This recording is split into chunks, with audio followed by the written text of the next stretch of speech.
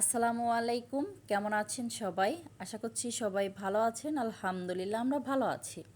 তো পুকুর থেকে ছোট মাছ মারা হয়েছে, সুন্দর করে পরিষ্কার করে ধুয়ে রান্না করার জন্য নিয়ে আসা হয়েছে। তো হচ্ছে বেগুন আর আলু কেটে নেওয়া হয়েছে।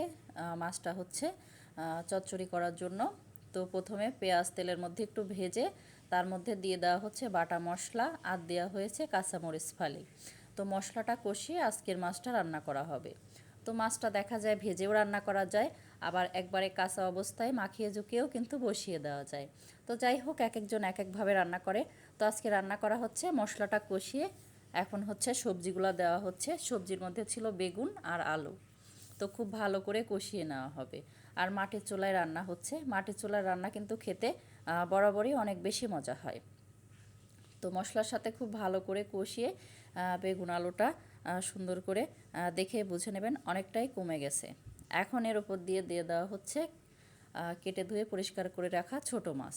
মাছটা দিয়েও সুন্দর করে একটু কষিয়ে নিতে হবে। তো দেখা যায় এভাবে কষিয়ে নিলে কাঁচা গন্ধ থাকে না, খেতেও কিন্তু অনেক মজা হয়। আর ছোট মাছ কিন্তু এমনিতেই অনেক উপকারী একটা মাছ। এটা হচ্ছে ভালোই লাগে খেতে। তো যাই হোক, খুব সুন্দর করে কষিয়ে এখন হচ্ছে ঝোলের পানি দিয়ে দেওয়া হচ্ছে। তো ভিডিওর এই পর্যায়ে এসে এখন পর্যন্ত যারা ভিডিওটি দেখছেন অথচ একটা লাইক দিতে ভুলে গিয়েছেন, প্লিজ একটা লাইক দিতে ভুলবেন না। আর ভিডিওটি যদি বেশি বেশি ভালো লাগে কমেন্টের মাধ্যমেও জানাতে পারেন, চাইলে ভিডিওটি ফ্রেন্ড ও ফ্যামিলির মাঝে শেয়ারও করতে পারেন। তো আপনাদের সাথে কথা বলতে বলতে মাছে পরিমাণ মতো পানি দেওয়া হয়েছে। তো এখন হচ্ছে মাছের পানি যে ঝোলটা, এটা শুকানো পর্যন্ত এখন রান্নাটা সেরে নিতে হবে। তো রান্নার লাস্ট পর্যায়ে এখন দিয়ে দেওয়া হচ্ছে হাত দিয়ে ছোট ছোট করে কেটে ধনিয়া পাতা। তো ধনিয়া পাতাটা দিলে দেখা যায় ছোট মাছের চচ্চড়িটা খেতে কিন্তু অনেক বেশি মজা হয়। তো এখন নেড়ে চেড়ে নামিয়ে নেওয়া হবে আর কি, রান্না যেহেতু শেষ। তো একটু ফাইনাল লুকটা দেখে দিচ্ছি, তো দেখে বুঝে নেবেন। এটা কিন্তু গরম গরম ভাতের সাথে খেতে কিন্তু অনেক মজা হয়। আর যেহেতু পুকুরের ফ্রেশ তরতাজা ছোট মাছ বলে কথা, খেতে তো আরও বেশি ভালো লাগবে।